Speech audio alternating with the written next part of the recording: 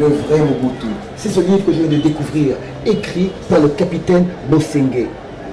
Oui, le vrai Mobutu. C'est celui que vous allez découvrir dans votre prochaine émission Zoom, toujours sur Arsène Kamango TV. Que va-t-il dire? Plein de choses que vous ne connaissez peut-être pas. Le capitaine Bosengue est un ex-phase. Il a travaillé dans les forces spéciales. Il a été conseiller de Kongolo Mobutu Saddam Hussein. Et aussi, il a travaillé auprès de feu le général Mayele. Alors, qui était le vrai Mobutu?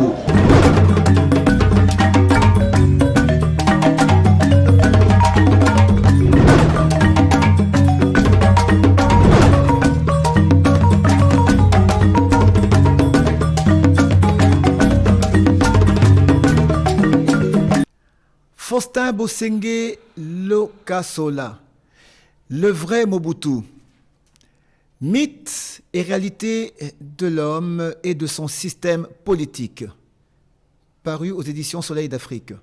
Oui, le vrai Mobutu. Mais qui était le vrai Mobutu? La question est bien posée. Pour le savoir, nous avons avec nous une personne qui a bien connu, qui a été proche du maréchal. Et pourquoi? Vous allez comprendre quelques instants. Il s'agit d'un ancien capitaine. Il fut capitaine, un ancien capitaine démobilisé des forces spéciales zaïroises, c'est-à-dire ex-phase. Il a été conseiller privé du capitaine Kongolo Mobutu, dit Saddam Hussein, et conseiller technique au ministère de la Défense, au cabinet de feu le général Mayele. Et c'est notre invité d'aujourd'hui à qui je dis bonjour ou bonsoir ou salut comme vous voulez. Mais bref, vraiment, c'est un grand plaisir de vous recevoir parce que grâce à vous, nous allons comprendre beaucoup de choses. Vous dites le vrai Mobutu. Mais moi, je vous ai présenté. Alors juste vraiment rapidement, vous êtes né ici au Congo, peut-être à l'étranger, peut-être ailleurs. Vous êtes peut-être actuellement dit de né de père et de mère. Vous êtes, je ne sais pas, vous avez fait l'école. Bref, qui est Faustin Bosengue? C'est la parole. D'emblée, je voulais d'abord donner une précision. Je n'étais pas collaborateur direct du maréchal. Je n'ai pas directement travaillé avec les maréchals. Mais j'ai été très proche de ses proches collaborateurs. D'accord. J'étais l'assistant du capitaine Kongolo. Lui-même, il était chef d'état-major adjoint chargé de l'opération. D'accord. Au service d'action de renseignement militaire. Moi, j'étais son assistant et son conseiller en matière de sécurité. D'accord. C'est à peu près 10 ans que j'ai travaillé dans le sérail du général Mayele. Quand il était au ministère de la Défense, je me suis retrouvé là-bas, dans le vice-ministère de la Défense, mais sous son contrôle. 10 ans. Pendant 10 ans. D'accord. Au fait, j'ai passé le gros de ma carrière sous les ailes du général Mayele. Ok. Donc, je n'étais pas directement en contact avec les maréchals, mais j'étais dans le sérail, oui. Et concrètement, ceux qui le savent, le rapport que le maréchal, que le général Mayele a mené auprès du maréchal, en tant qu'analyste, je l'ai couché. Vous étiez analyste? C'est ce qu'il y a à retenir. D'accord. Analyste, officier traitant au niveau de l'état-major de SARM. SARM, ce qui était le service d'action des renseignements militaires. Actuellement, des MIAP. Toujours là, Kitambo, même endroit vers Komoriko. Même endroit. D'accord. À part ça, je suis congolais de père et mère. Je suis né à Djolou. À l'Équateur. À l'Équateur, c'est la frontière entre la province orientale et la province d'Équateur. De l'Équateur. J'ai grandi à Kinshasa. Je suis arrivé ici à 12-13 ans. J'ai fait mon école primaire à Saint-Robert, vers Saint-Paul. Les gens connaissent Saint-Paul. Lingouala. Saint-Robert à côté. Ok, oui. Les gens connaissent Saint-Paul, vous comprenez, c'est les Pépé Calais. Pépé Calais, comment est-ce qu'il dit, il m'a dit, comment il m'a dit, Ban à Saint-Paul, oui, c'est ça, oui. Mais juste à côté, moi, de 200-300 mètres, il y avait aussi Saint-Robert. D'accord. J'ai fait mon école primaire là-bas. Et après, je suis parti faire j'ai parti aux humanités à collège Elikia. C'était le collège Saint-Joseph. Les gens connaissaient ça comme Sainte-Anne. Oui. Mais c'est pas... Sainte-Anne, c'est la paroisse. L'école, c'est Saint-Joseph. Saint-Joseph. C'est devenu collège Elikia. Voilà. J'ai fait mes humanités là-bas. Alors, à notre époque, quand on allait faire les examens d'État, il y avait des affiches pour les faux. Examen d'État. L'affiche. Et il y a la publicité. Ceux qui veulent rejoindre l'armée. Comme un appel d'offres. Voilà. Ah oui. Et moi, je me suis intéressé. Et on vous donne telle date pour le concours de l'EFO. Ok. Vous terminez les examens d'État. Oui. En attendant les résultats, vous avez déjà fait le concours de l'EFO. D'accord. Si vous réussissez aux examens d'État et que vous réussissez au concours de l'EFO. Alors, une parenthèse, pourquoi vous avez choisi de vous inscrire à l'EFO? Bon, moi, personnellement, je suis d'une descendance de militaires. Ah, ok, de père et de mère.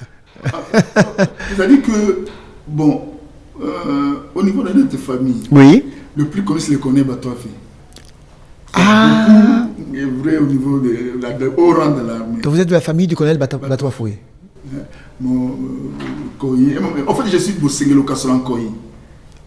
Koïla, c'est le nom de Koné Batouafi. D'accord. Et puis, à part ça, son père est maintenant le Koïla. Il Oui. fait la deuxième, il était, comment on appelle ça, 40-45. Ah, les tirailleurs, Voilà. tout ça. Ok. Mais au-dessus de cela, Oui. il y avait un guerrier au niveau de notre Village. Le village là-bas, il me en fait, ok. Et donc, c'était dans les sangs. J'ai fait le concours de l'EFO. Je me suis retrouvé à l'EFO, la deuxième promotion de l'EFO avec les enfants du maréchal. Avec l'enfant du maréchal, il y avait qui? Manda Mobutu. Manda Mobutu. En fait, il n'était pas Mobutu, il était Manda Ndimba. Manda Ndimba. Bon, celui qui était Cessé Mobutu. Cessé Seko. Oui, oui, c'est Seko. Oui. En fait, lui, il s'appelle Mobutu Seko. Ah, donc, Sierra. Son nom, c'est Mobutu Seko. Carrément. Carrément, mais avec. Oui. Ça sonnait trop fort. Ah. Il est resté Cessé. Movoto.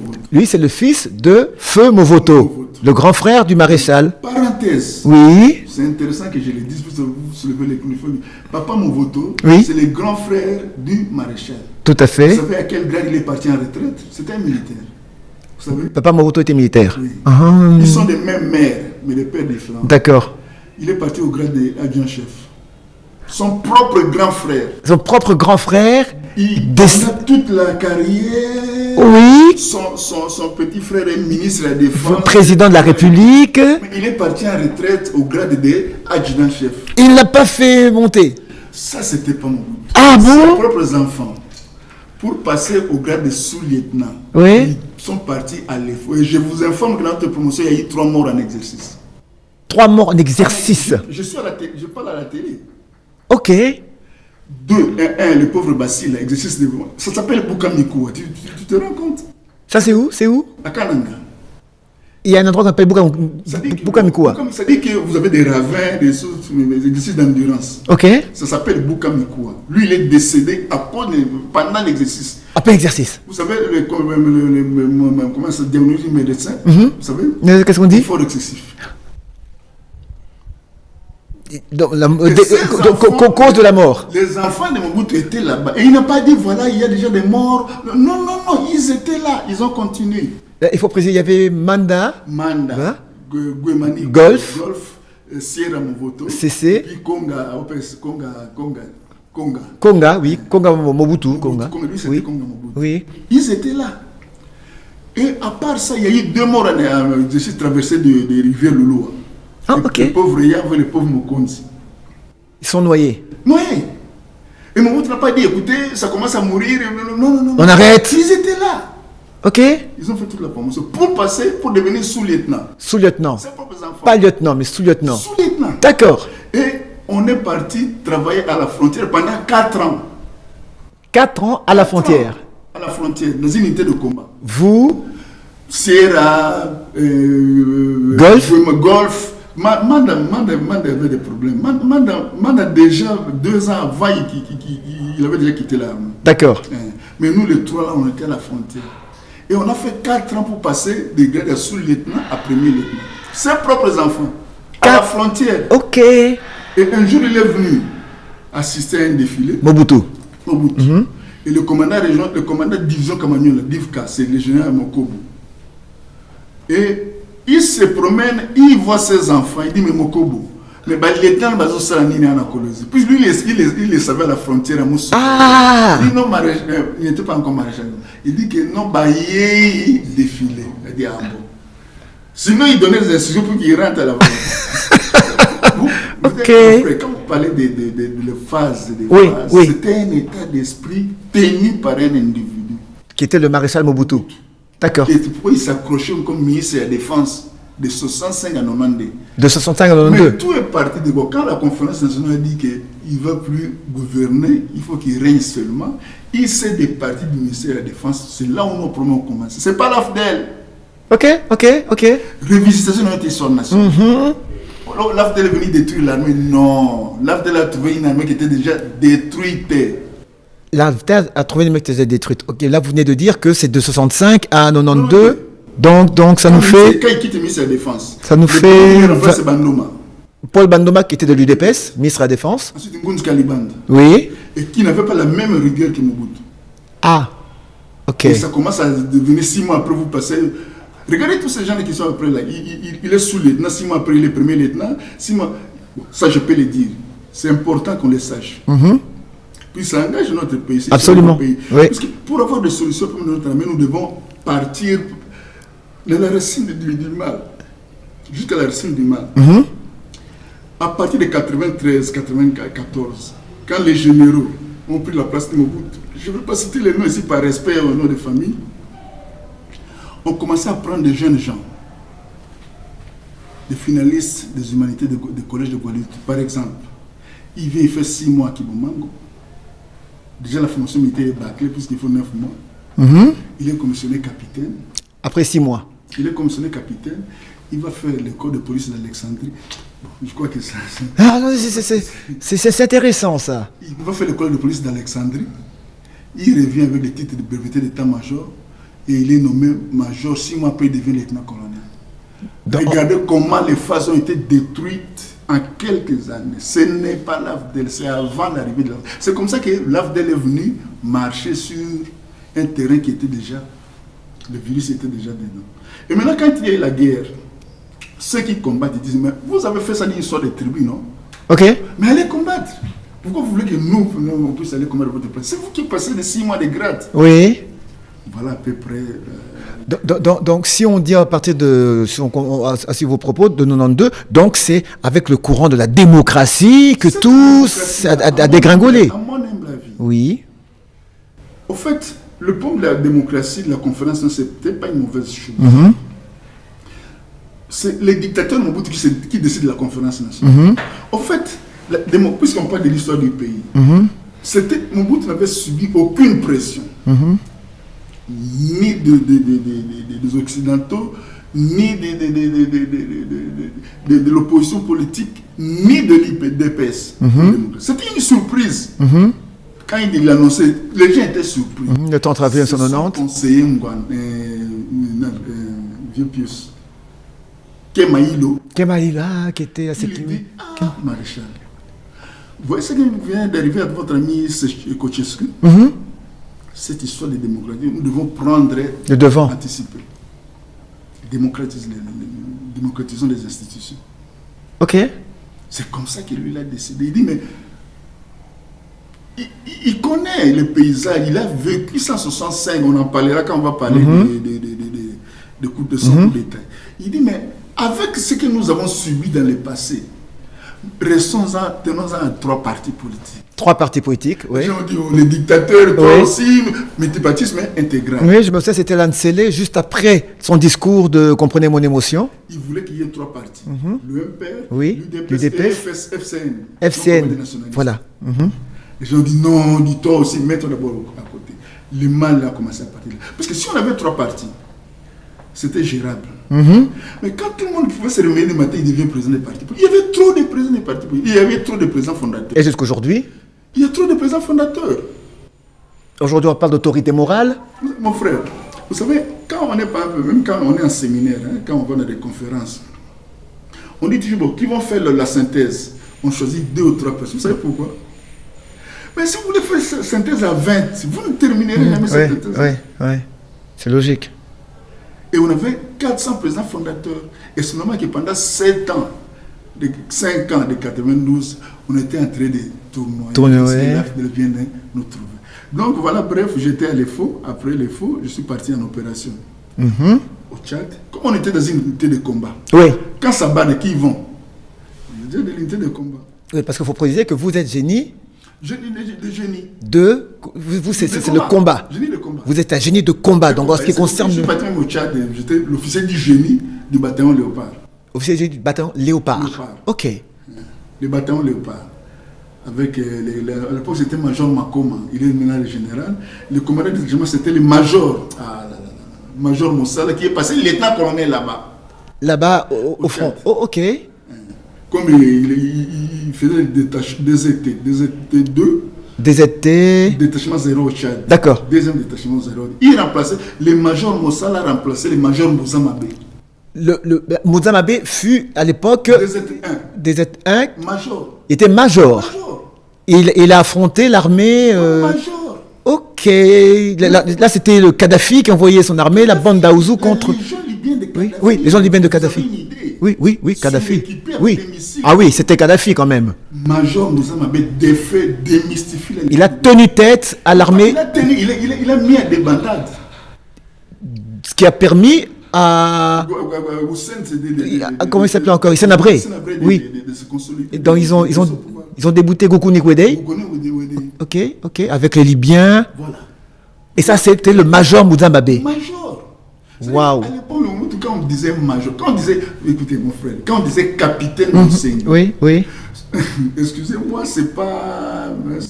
Pour vous vanter ou quoi que ce soit, mais c'est. minimiser. Uh-huh. Mais quand je regarde aujourd'hui le concept de capitaine, par rapport à l'époque de Mobutu, l'armée de Mobutu jusqu'à 92, s'il vous plaît. Vous savez, les bataillons sécurité de Mobutu, les bons secs, c'était un capitaine qui commandait, c'est le capitaine Sido. Qui ça? Sido. Ah, Sido. Oui, Sido, Taïlangaboué. Sido. Ah, d'accord. Qu'est-il devenu?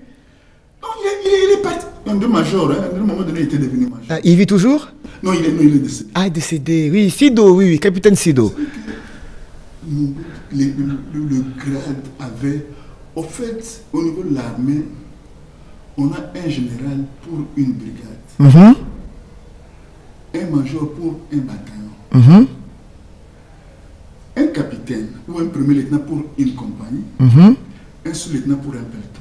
D'accord. Là, quand nous avons 200, 300 généraux pour 10 brigades, ça signifie quoi? Telle est la question. Ce n'est pas bon. C'est ce que nous vivons actuellement. On va en parler. On a trop de généraux actuellement. On va en parler quand on parlera de réformes. D'accord. Parce qu'il y a- Oui, les dernières réformes qu'il y a eu, je crois, il y a environ un mois, je pense. Oui, mais ça s'appelle réforme. Mais bon, moi, parenthèse, on était de parler des j'étais dans la notice biographique. Après le Tchad, je suis parti aux États-Unis, je suis revenu. Maintenant, après, il n'y a pas longtemps, moi j'ai étudié le management de la paix. Management de la paix. Défense et sécurité. Ok, aux États-Unis. Non, la vie School of Governance en Afrique du Sud. Ah, en Afrique du Sud. Ok. C'est une discipline universitaire. C'est pour ça qu'au niveau de la chaîne UNESCO, ils avaient besoin de moi dans les 2010, 2011, 2012 pour faire des séminaires à l'intention des officiers. D'accord. Et ce sont ces notions de management-là, Oui. c'est ce qui nous pose problème aujourd'hui. Ah, ok. On a un problème de management de notre système de défense. Ah, d'accord. Ça, c'est une parenthèse, on en parlera après. Donc, ça, je prends bonne note. Management, Après, système de défense, oui. Je viens de le résumer. Oui. Né à Djolou, grandi à Kinshasa, EFO,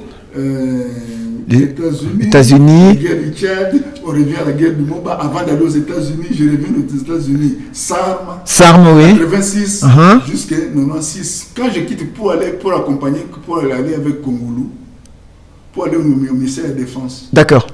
Là, J'ai fait 10 ans Oui. avec le général Maïli. D'accord. Et tout dans le Sérail, évidemment, que les enfants de Mobutu.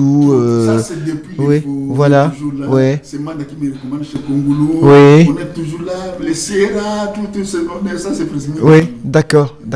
Et de là, vous évoluez en armée, donc vous êtes arrivé au grade de capitaine, quand vous expliquez bien que le grade, avait, donc, comme il dirait, C'est pas des capitaines, par Oui. exemple. Cas de maréchal d'école, le 16 mai, il y avait le 16 mai 97. 97. Il y avait des généraux que j'ai vus, hein, je peux me tromper. Il y avait le général Likouli et le général Mayeli. Ici à Kinshasa? À l'aéroport, le matin au pied d'avion. Oui, ici. Ici, Oui. le 16 mai. Oui.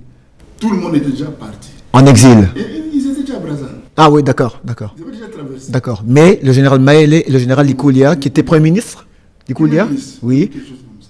Maintenant, à part la sécurité du président, il y avait 3 capitaines D'accord. au pied d'avion. Ok. Je l'ai dit à la télé. Capitaine Kongolo Mobutu, Ok.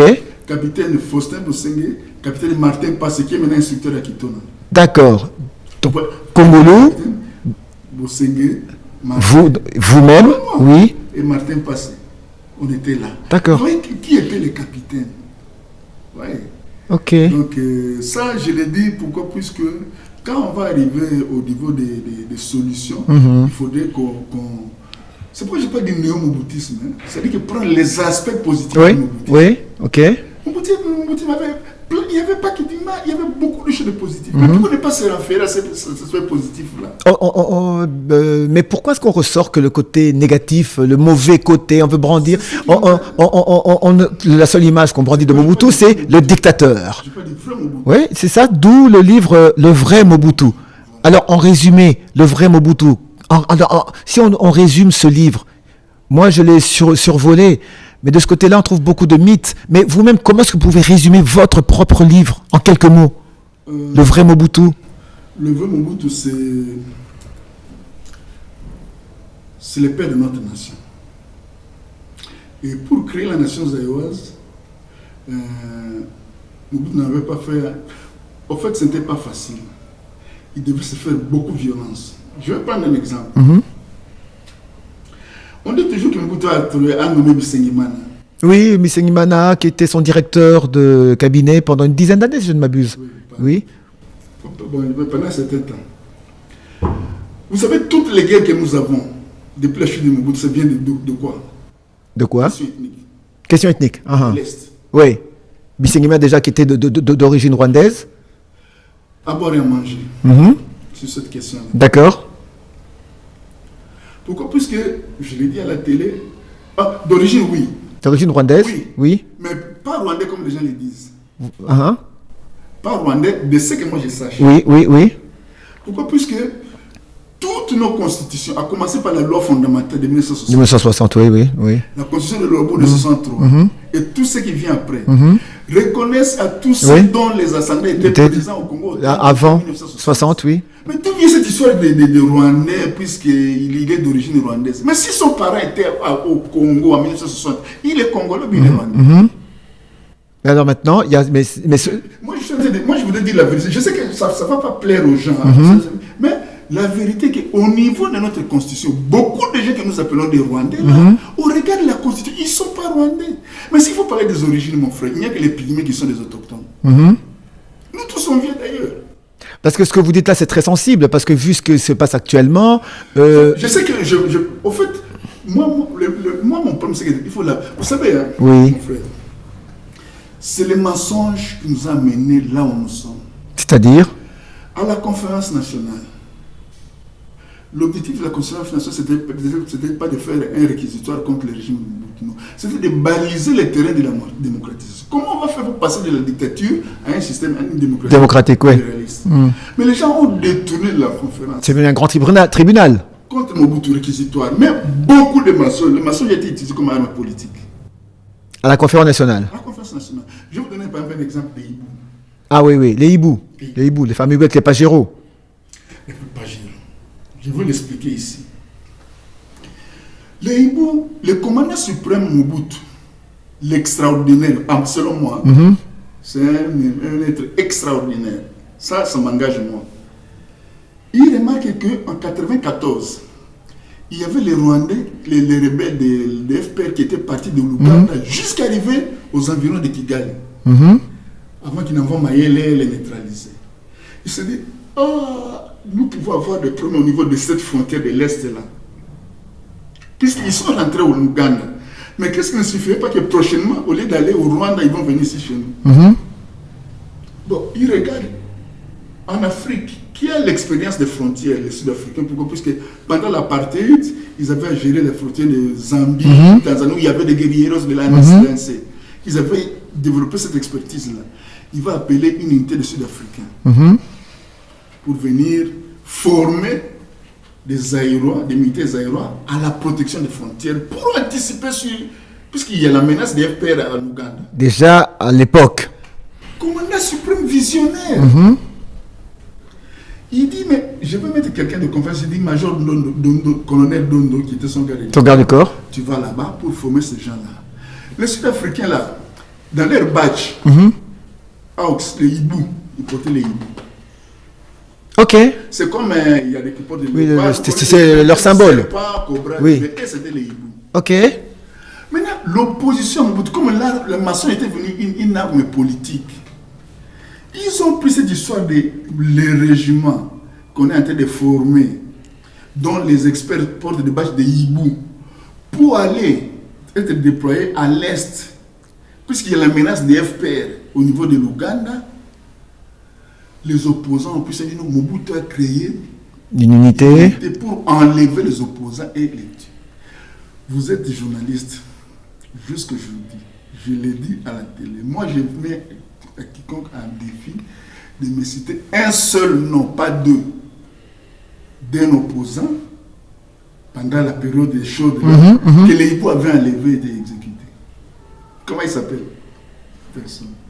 Mais comme le problème c'était quoi? Il suffisait qu'on dise quelque chose sur Mobutu. Allez, les leaders ils prennent à la télé, ça devient une vérité. Est-ce que c'était pas parce que le peuple était fatigué, épuisé du moboutisme? Attention, mon cher Arsène, ne tombe pas dans les stéréotypes. Là encore, c'est une contre-vérité. En 90,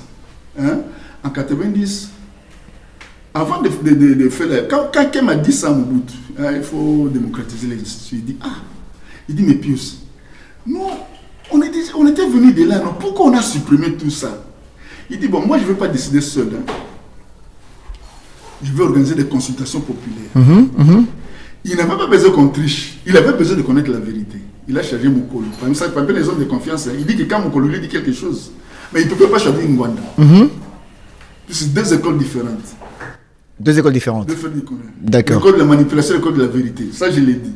École de la manipulation et école de la vérité. Qui était en manipulation? Le vieux Honoré, c'était terrible. Ok. Quand même son livre, ainsi son les glas là, il y a beaucoup. D'accord. Et école de la vérité? Le côté de Mokolo, il disait au maréchal. Ok. Maréchal. Mokolo Pombo, qui est toujours vivant. Vivant. Il dit oui. Mokolo, côté Penda, Batoiso c'est la tête. D'accord. D'accord. Maintenant, Mokolo a fait des consultations. Vous savez les résultats? Vous avez appris ça, non? Le résultat, c'était...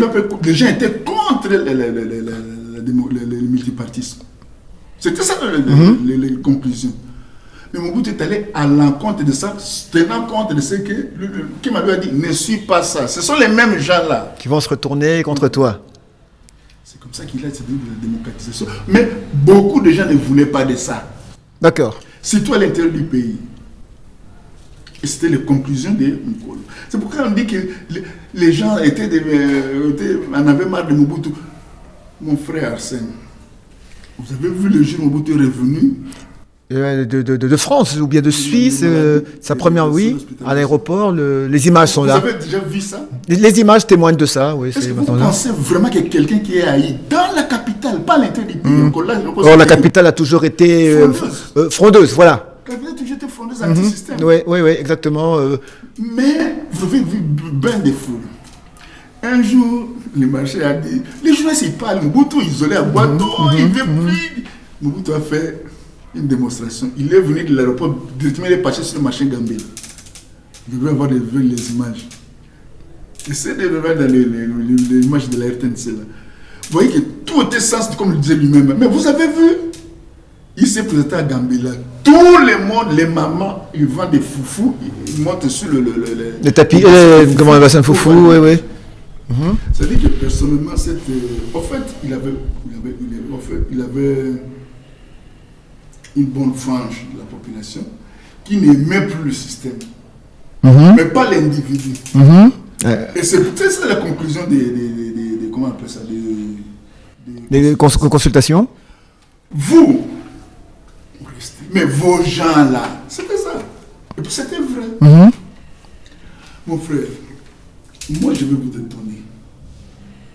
C'est une diversion qui vaut quand même la peine. Discrétion qui vaut la peine. Vous savez que Les gens nous ont dit que Mobutu s'est peut-être beaucoup enrichi. Oui, ça a été dit. Ouais. Parmi les 5 milliards de dollars, sa fortune équivaut à la dette. On disait que c'est le plus riche du monde à un moment. Voilà. Et vous savez la vérité? Le gouvernement suisse Oui. a fait des enquêtes.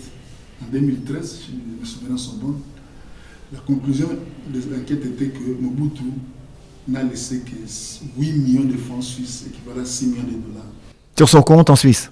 Son argent, non, c'est pas son compte de billes, tout sa fortune. Ok. Sa fortune, c'est 6 millions de dollars. Et ils ont décidé de donner ça à sa famille. D'accord. Et au même moment, ils faisaient aussi pour Sani Abacha. Ils ont trouvé 380 millions de dollars, ils ont donné à l'État nigérien. Sani Abacha du Nigeria, oui, l'ancien président, qui est décédé d'ailleurs. Est-ce que vous voyez? Ils disent ça, c'est mérité à la sueur de son front. On remet à ça. Donc, mais d'où est venue cette histoire comment on appelle, de 5 milliards? Maintenant, c'est qui les tenants de cette thèse-là? Mais pourquoi on n'avait pas apporté des démentis? Jusqu'aujourd'hui, ça n'a jamais été démenti.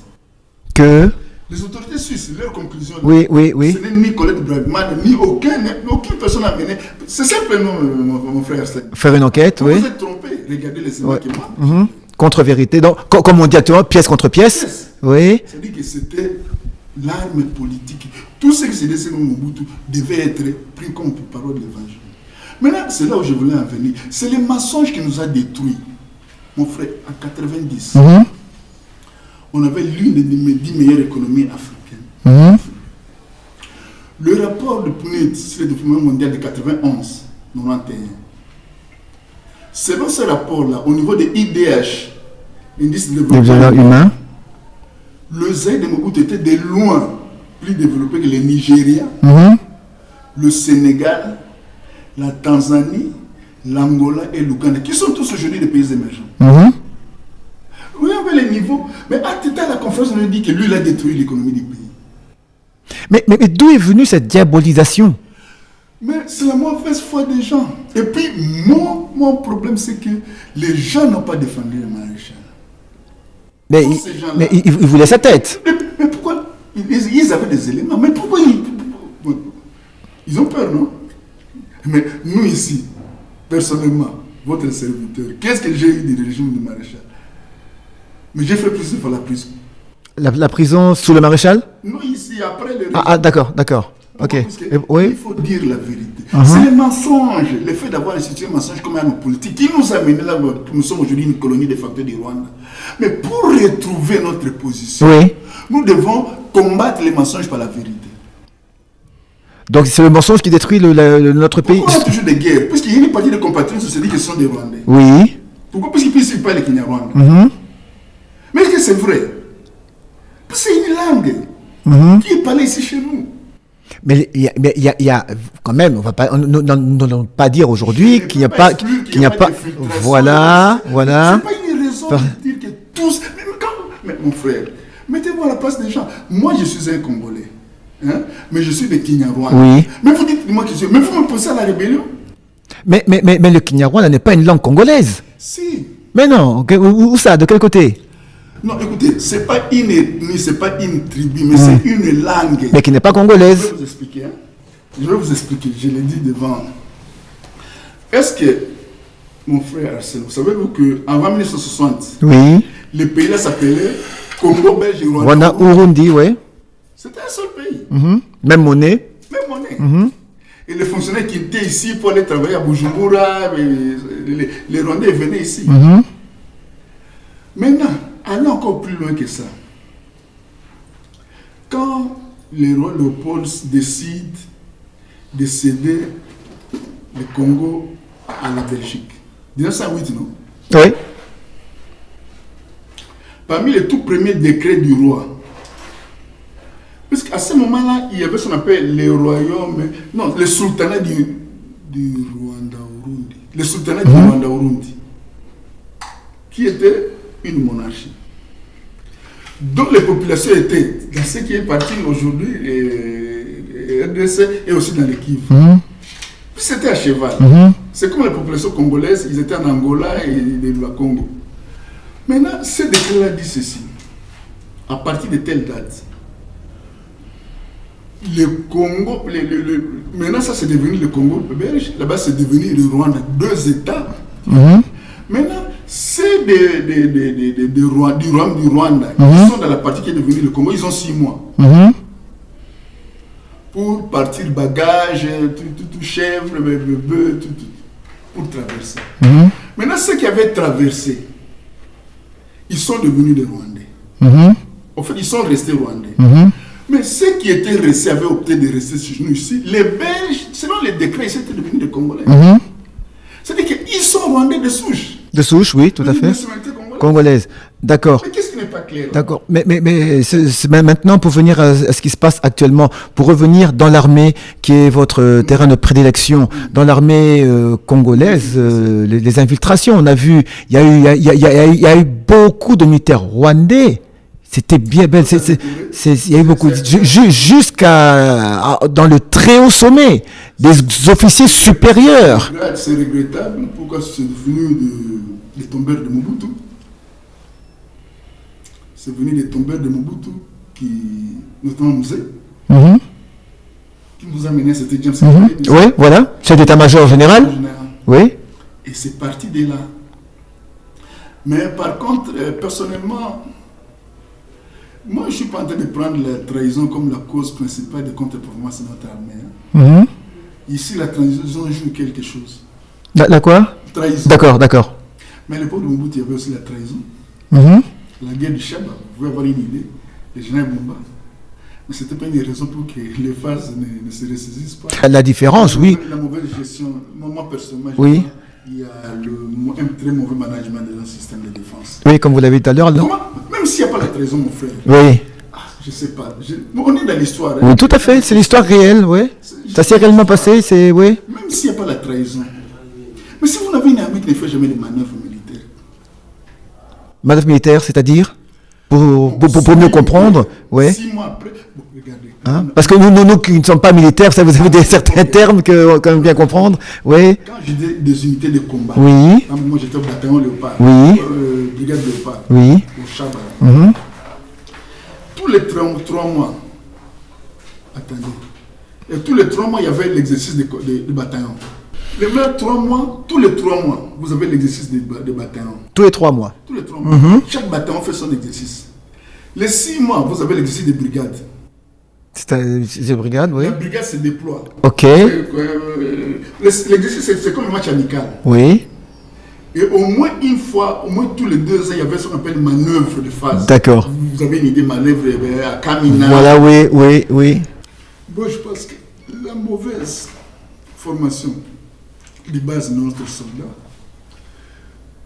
le manque d'exercice, de manœuvres militaires notamment, pèse beaucoup plus dans le contre-plan de phase que la trahison. En fait, il y a aussi la trahison.